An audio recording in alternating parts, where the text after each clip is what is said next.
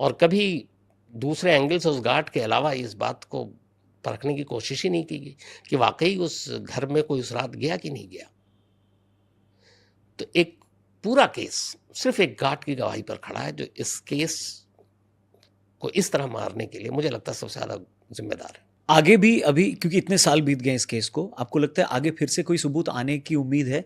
कभी कोई ऐसा केस देखा है आपने कि 20-25 साल बाद कोई सबूत आया और अचानक से वो केस फिर से 100% ऐसा हो सकता है। हो सकता है किसी का ज़मीर बदल जाए, वो कहे कि भाई मैंने मारा था और अब मैं अपना गुनाह कबूल कर रहा हूँ।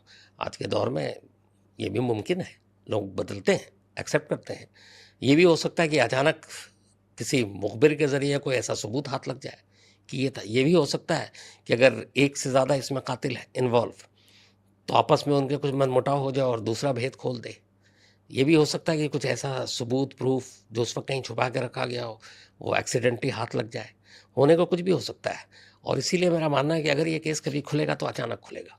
हुँ। अचानक कोई ऐसी चीज़ सामने आएगी जिससे कातिल सामने होगा। हालाँकि कई